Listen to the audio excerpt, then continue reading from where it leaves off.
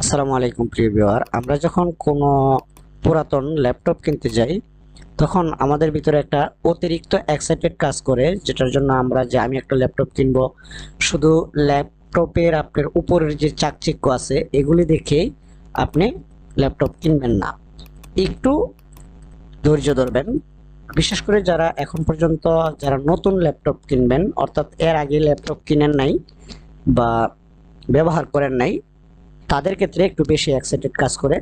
তারা তাড়াহুড়ো করে আপনার নিম্নমানের একটা ল্যাপটপ কিনে ফেলে। পরবর্তীতে যখন এটা কম কাজ করে বা স্লো কাজ করে তখন ল্যাপটপে যে কাজের আগ্রহটাই হারিয়ে ফেলে। তো তার জন্য আপনারা প্রথম দিকে একটু চিন্তা ভাবনা করে একটু সময় নিয়ে তারপর ক্রয় করবেন। তো প্রথমে আপনারা যখন ল্যাপটপটা দেখতে যাবেন তখন সেই ল্যাপটপটি ওপেন করে যে পুরাতন ল্যাপটপটি আপনি কিনতে চাচ্ছেন সেই ল্যাপটপটি প্রথমে চালু করবেন। চালু করার পর কিবোর্ড থেকে উইন্ডোজ বাটন চেপে ধরে আর প্রেস করবেন। তো আর প্রেস করার পর এরকম একটি পপআপ চালু হবে। এখানে গিয়ে আপনি টাইপ করবেন DFRGUI।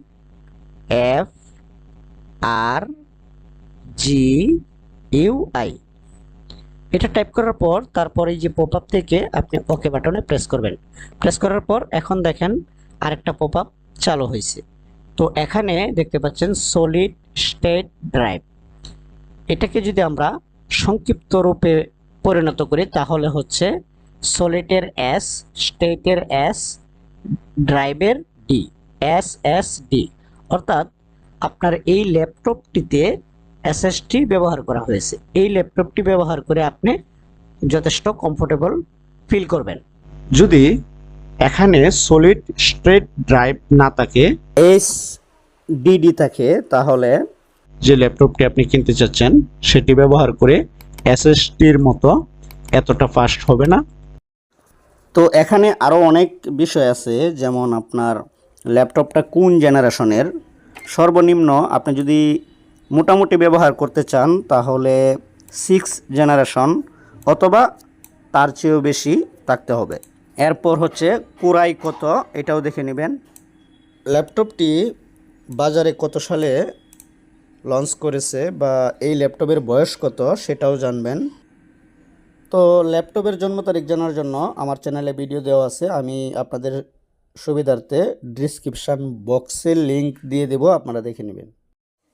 তারপর হচ্ছে আপনার ল্যাপটপের ডিসপ্লেতে কোনো দাগ আছে কি না। বেশিরভাগ সময়ই দেখা যায় পুরাতন ল্যাপটপে ডিসপ্লেতে দাগ আসে। আপনি যখন কিনবেন তখন হয়তো এটা খেয়াল করতে পারবেন না। যদি আবসা ছোটো ধরনের দাগও থাকে, তো এটা কিভাবে চেক করবেন, ডিসপ্লে চেক করার ভিডিও আমার চ্যানেলে দেওয়া আছে, আমি আপনারা যাতে দেখতে পারেন সেই সুবিধার্থে আমি ডিসক্রিপশান বক্সে ডিসপ্লে চেক করার লিংক দিয়ে দেব, আপনারা দেখে নেবেন। নর্মাল প্রক্রিয়ায় আপনি দেখতে পারবেন। অবশ্যই ল্যাপটপে ইন্টারনেট কানেকশান দিয়ে তারপর চেক করে নেবেন যে নেট কানেকশান দেওয়ার পর ল্যাপটপের যে কি পারফরম্যান্স প্রদর্শন করে সেটা অবশ্যই জানবেন। তো এ সমস্ত খুঁটিনাটি বিষয় জানার জন্য আমার চ্যানেলটিকে সাবস্ক্রাইব করে রাখবেন। আবারও দেখা হচ্ছে নতুন কোনো বিষয় বা নতুন কোনো ভিডিওতে। ভালো থাকবেন সবাই। আসসালামু আলাইকুম ওয়া রাহমাতুল্লাহি ওয়া বারাকাতুহু।